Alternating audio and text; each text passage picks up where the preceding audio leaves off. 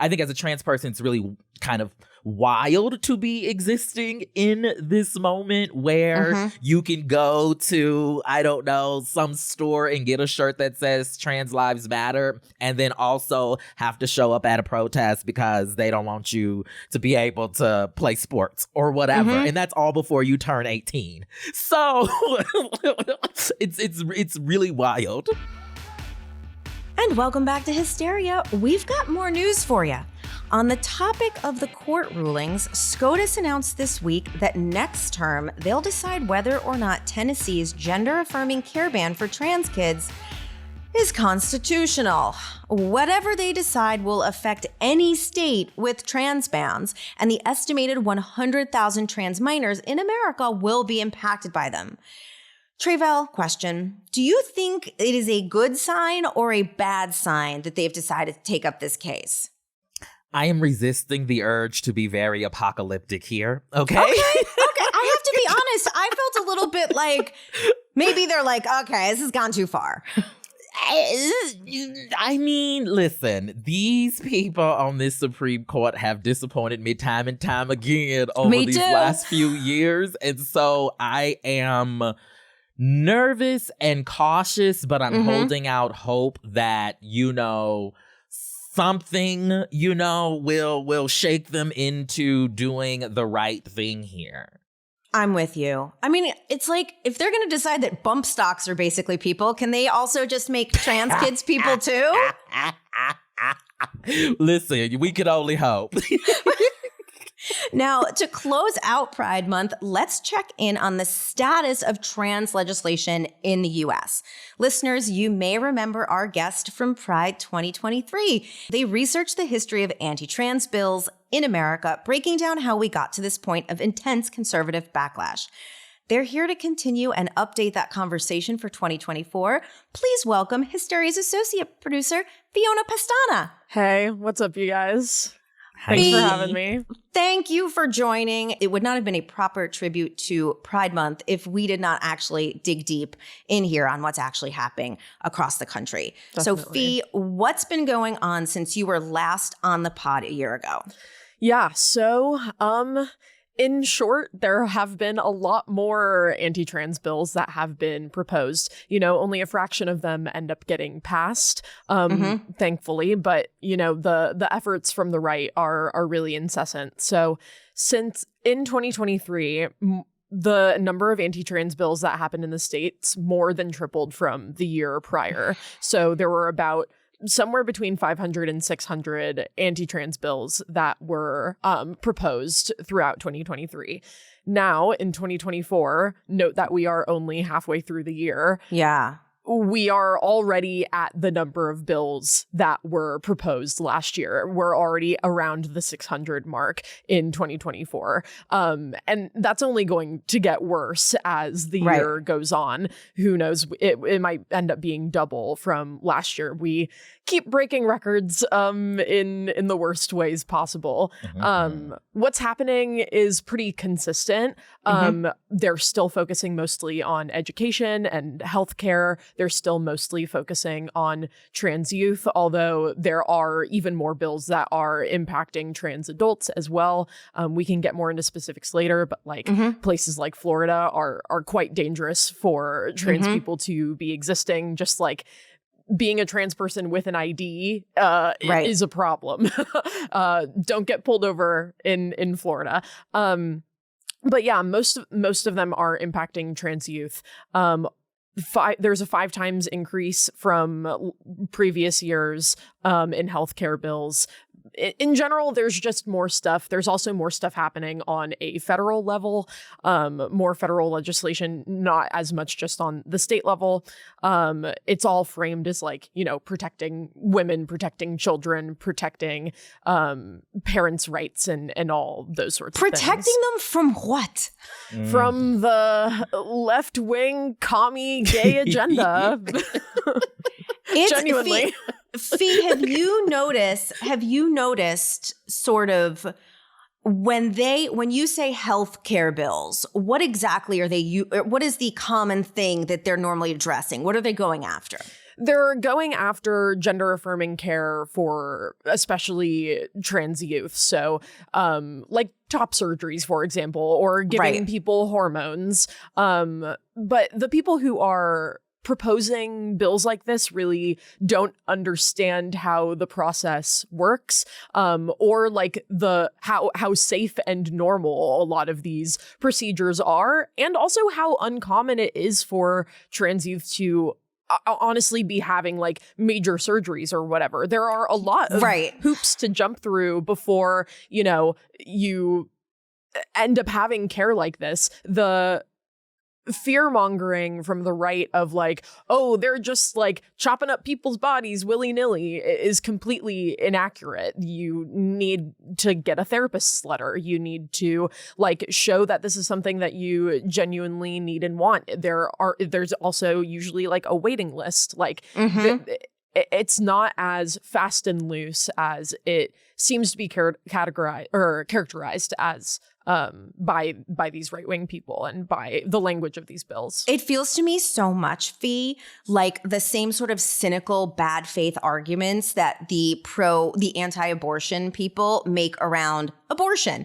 They're like, no, we have to have all these regulations because we can't have babies being executed in the 9th month because so many, and that's the really cynical thing, because it's this assumption or the implication or the inference that somehow people who are pregnant are waking up in the 9th month and being like, oh God, I don't think so. I'm just gonna like go. Like it is so fucking deeply cynical. That's and absurd. for trans youth, so much of it, if I understand, and you guys correct me if I'm wrong, a lot of this revolves just around like puberty blockers in a lot of cases, which are totally safe and fine. Yeah, extremely normal. Non-trans children, get prescribed puberty blockers every day, you know, but it's being painted.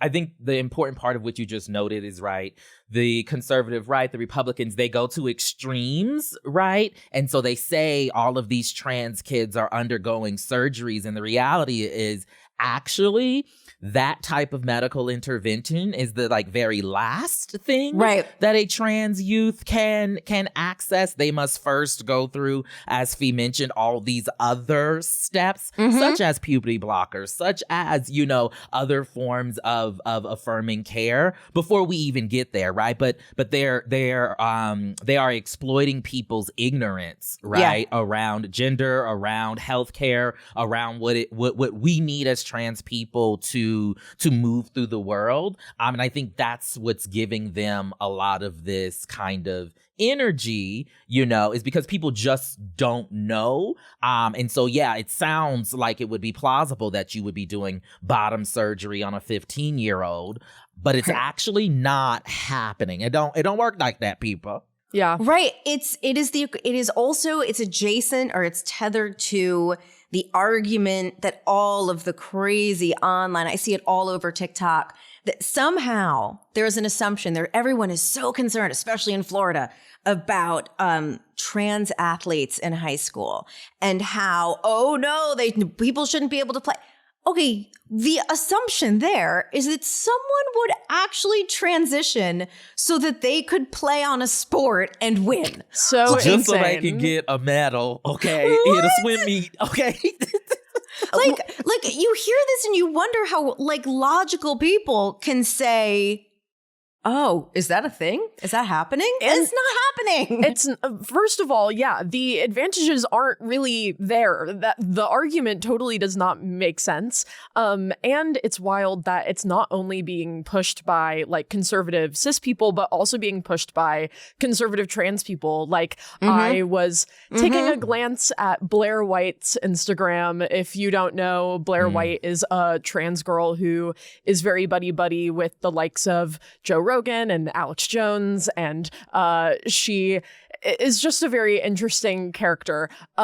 She recently went on Piers Morgan and was talking about how like she doesn't think that trans girls should be playing on women's sports teams. She doesn't think that trans girls should be using women's bathrooms. And she's like, you should trust me. I'm an authority on this because I'm trans myself and I think this way. And I'm like, no, unfortunately, I think you just want the conservative money and attention that you get from being like quirky and different and not like other trans people, you know, like I'm not a crazy woke person like being all the those token, fools. right? Yeah, No, exactly. It reminds me of, and I believe one of them passed away, and rest in peace, Silk and Diamond, you know, the Trump supporters, the two black women. Yes. And I mean, look, they never would have gotten the fame and notoriety had they not been two outspoken black women saying they were supporting Trump. Yeah, right? Literally.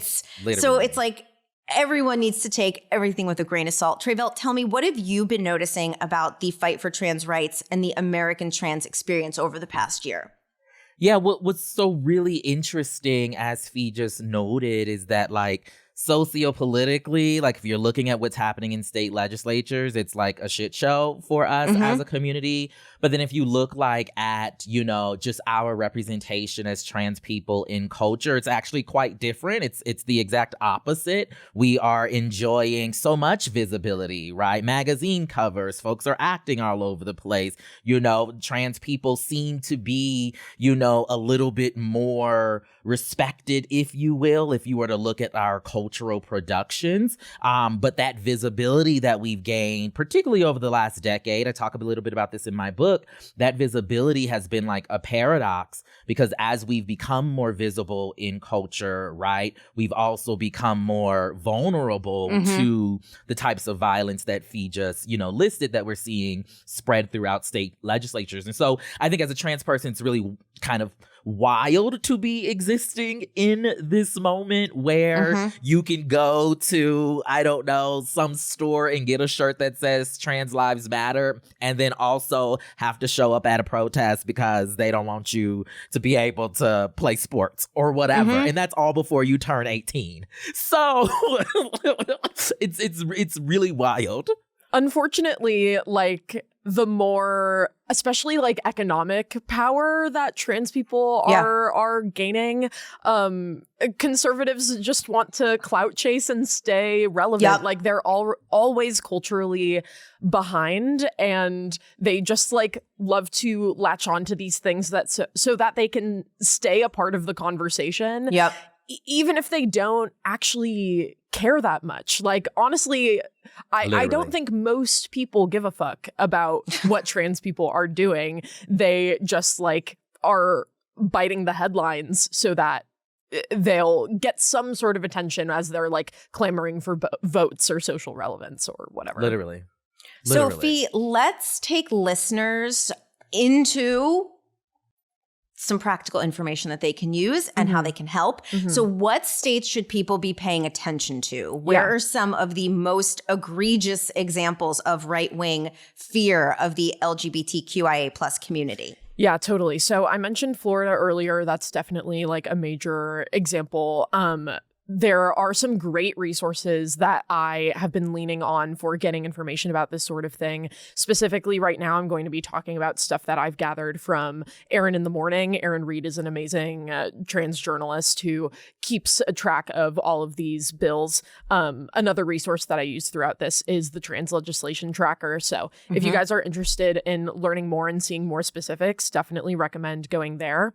And Fee will actually link in show notes. Yes, absolutely. That's my job. I will definitely put it there.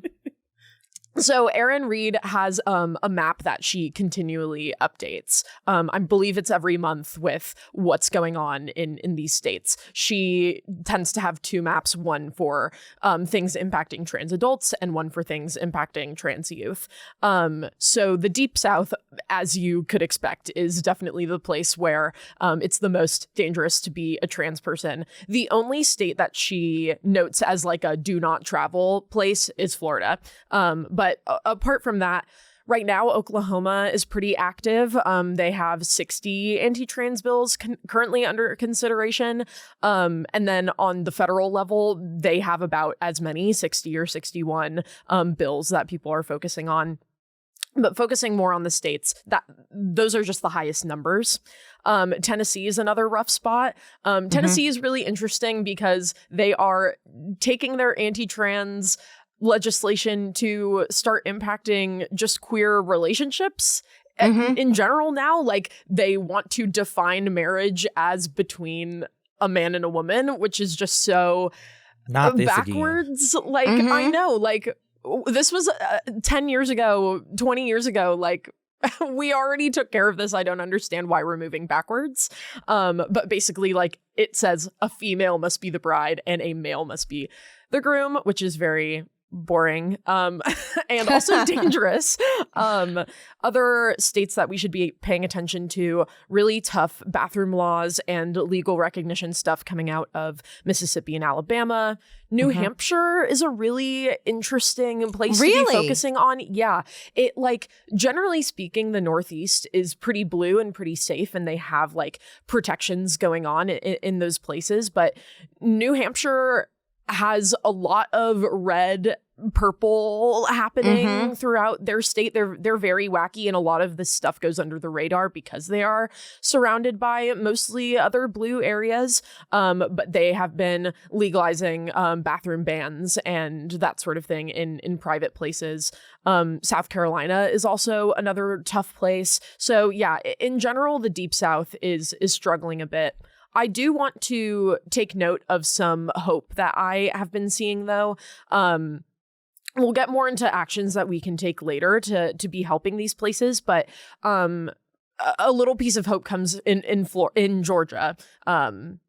They blocked 20 anti-trans bills in this year's legislative session, and they have a Republican majority. So I think the fact that that sort of progress can be made in a place that does struggle so much with the purple, like, push and pull, it shows that, like, these things are unpopular and people don't care about them as much as the influx of them might be showing, which gives me faith that even in the worst of places, even in places where it can be very restrictive, things will be blocked and progress can be made. Another place where I see a lot of hope is in Arizona. Their governor blocks a lot of anti-trans legislation, which is amazing. Katie Hobbs is a rock star.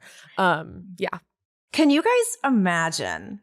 Just imagine if the amount of effort that they put into these stupid fucking bills that should go absolutely nowhere and help absolutely no one, if instead they put it into maternal health, if they put it into education, the states that you're talking about, Fee, not thriving in reading levels and such. You know, like it's like, you know, let's get everybody broadband. You know, like, let's make sure people can connect and work from home. Instead, they all just sit around doing abso-fucking-lutely nothing that is helping their communities. Yeah. And speaking of, we, the past couple of weeks on the show, have been talking about Trump's Project 2025, which is really disturbing.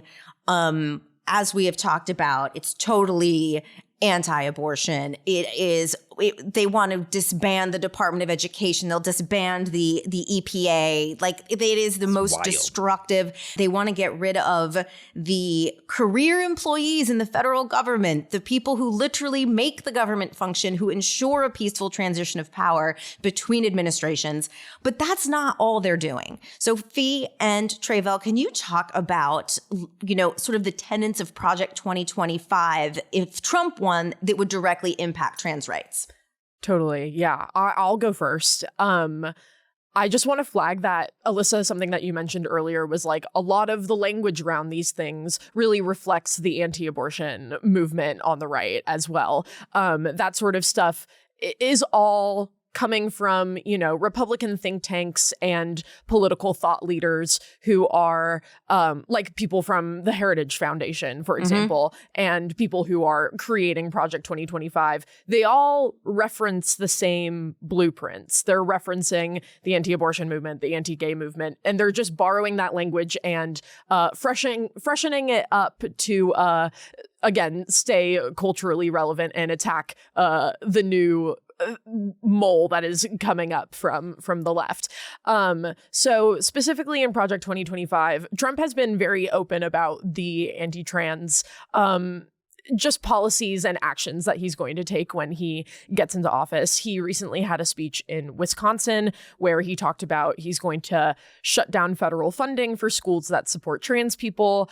He also really cares a lot about trans people in sports and preventing that from happening. He also put out a campaign video, I believe it was last year, outlining more proposals about this. He wants to terminate Medicare and Medicaid funding for hospitals that provide a gender-affirming care. He wants to charge teachers with sex discrimination if they validate a trans kid's name, pronouns, etc. Want to order the federal government from funding trans people at all, or even just like involving them in things, supporting them in any way, shape, or form, whether that's monetary or just like giving them a place to exist somewhere in the government. He wants to get rid of all of that and turn our country back into a very cis straight, and not that it's not this already, but very cis straight conservative Christian place through everything in Project 2025.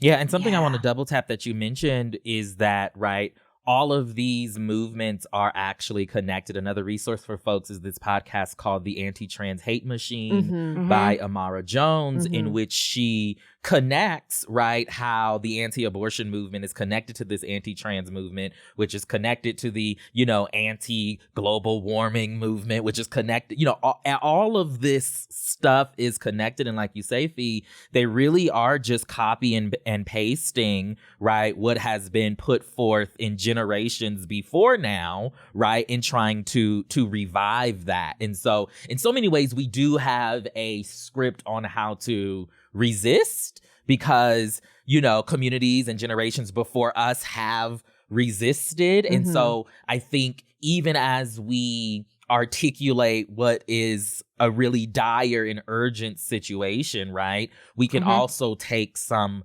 instruction and possibility from the generations that came before us to help us articulate, right, how we move forward in spite of whatever happens with the presidential election. Totally. Yeah. The one perk of history repeating itself. And yeah, I want to also double tap what you were saying about Amara Jones and all her work. She's amazing, and Translash is really great if you want any resources about trans media and stuff. So here's a question that I'm deeply interested in. Have y'all found any unlikely allies out there? Like people who are becoming part of the fight that you never would have expected? I mean, I think generally speaking, more and more like cis people feel empowered to be fighting against these things. Like, I love seeing the parents of trans kids who maybe initially after their kids came out, they were like, I don't really know what this means. Like, this definitely contradicts things that I was raised with, but like, I'm leading with love and I just want to love my kid. I feel like a lot of parents who then, you know, learn things and work with their kids and like just understand them more on a personal level, they end up being some of the best allies. Like, I love seeing at Pride, like, moms offering hugs to everybody. It's a very sweet. Those allies have so much sway because, like, of course, trans people are going to fight for ourselves. Like, that's a guaranteed thing. But cis allies have so much sway, especially when they're talking to other cis people who don't know trans people at all. Having that context and that power, frankly, is really helpful. I have to tell you, I have seen some church groups down south protecting Pride events, and it gave me joy. That's great. I was like, you'll be surprised, okay, who is actually out here, right, standing up for what is right. And I always say that we need more people too, right? Because just numerically, we as trans people, we're not going to be able to do it by ourselves. You know, we just don't have the numbers, unfortunately. And so we need those unlikely allies. We need those parents, right? We need, I always say, we need white women, white women, okay? I'm here. Come on, white women. All right. We need you all to realize, right, that all of the fights are connected, right? Mm-hmm. They're coming for your bodily autonomy in the same ways that they're coming for trans people's bodily autonomy, right? In the same ways that we see, white supremacist values get, ballooned into these prevailing sentiments. Like, we're all fighting against all of these systems together. And once we realize that, right, then hopefully folks will, not just vote and act in their best interests, but also in the best interest of those other communities, such as trans people, Black trans and brown trans people, more specifically, with us in mind, not just with yourselves in mind. Yeah. Every struggle interconnected, for sure. You guys, this was a great conversation. Thank you so much for taking the time. Fiona, we're going to link a lot of resources for folks to learn how they can be better allies. And to everyone listening, we know you may be unenthusiastic about this election, but we hope this helps clarify why participation is still so vital. We're going to take a quick break. When we get back, Sani Petty. And welcome back to Hysteria, the podcast for the real ones who know that Pride Month is every month if you live your life right. Let's get to Sani Petty. Tre'vell, Fee, are you Sani or are you Petty? I am Sani, okay? All right, get into it. Listen, we just spoke about a whole lot of anti-trans legislation. The thing keeping me sane, it's two things. One, like I mentioned before, knowing that Black trans folks have come before me and lived and loved and thrived in times arguably worse than these. So that's really affirming, knowing that I can do it as well. And the second thing is the creative contributions of Black trans folks, particularly in the music space. It keeps me going. It keeps me, my foot grounded to the ground. And so I've got a recommendation for your listeners. It's an album by a fabulous artist who happens to be a Black trans woman, Never Ending Nina. The album is called Present. My favorite song is called Soul. Hopefully we can put that in the show notes as well so that y'all can, add it to your last bit of your Pride playlist, okay? Add it to your July playlist too, okay? Pride is forever. If you live your life Pride right. is forever. Literally. It's every day. Fee, are you Sani or Petty? I'm also sane, which Yay! I'm loving this positive energy. What's keeping me sane is clean air, and that might sound really boring. No, but hear me out. Okay. Unfortunately, the sad reality is that COVID has not gone away. She persists, and she definitely, comes back around, especially when summer is out and poppin'. People are gathering together, crowding some spaces, and, sharing intimate air. I, outside of work and stuff, do a lot of, I love the music scene. I love throwing shows. I love gathering people together and having just DIY spaces for small artists to perform and be together and cultivate a sweet DIY community. One thing about concerts, though, is that it can get very packed, whether it's on a small house show level or whether it's, at an arena or in a mid-sized venue, something like the Wiltern in LA, if you know that sort of space. But what gives me a lot of hope is that while those places can be, sometimes they can be characterized as super spreaders, like what was going on with Taylor Swift in Europe. There were thousands of people in her crowds getting COVID from her shows, which is a crazy thought. It can be that intense, but it can also be, on a smaller scale, just cases popping up in the crowd just because people are kind of squished. But there are people actively working to make these spaces safer and more accessible for people who have disabilities or have long COVID, which is an increasing problem that is going to continue over the years as the virus persists. there are organizations called clean air clubs that are providing shows and spaces with air purifiers. There are also mask blocks basically in every city. If you just look up mask block and the place that you live, chances are you'll find something. And if those clean air orgs or mask blocks don't exist already, you can definitely start one your own. Mask blocks specifically provide masks for free for people who are coming to these crowded places. And, you know, masks and air purifiers really make these places a lot more accessible and safer, and just makes, you know, it's such a bummer if you go to a fun event and end up getting sick after. Right. And this will help prevent that from happening, and just in general, keep things safer. One org that I would definitely recommend looking at is the Clean Air Club in Chicago. In general, the Chicago music and art scene has really been pushing this heavily. And it's been really inspiring, and it makes me, you know, have a lot of faith that accessibility in these types of spaces will get even better the more that we, you know, get loud and work together on it. So yeah, I'll link a map to different clean air orgs in the show notes if you are interested in renting a purifier for free for events that you're throwing, or maybe you can tell different venues or promoters about it in your area. I love that. I had no idea that was a thing. Yeah, it's incredible. It's awesome, especially seeing people who like have lupus or long COVID, and like that's already such a struggle to deal with. And then they're like, actually, let me turn this into making clean air, which is way more accessible for people who have more money.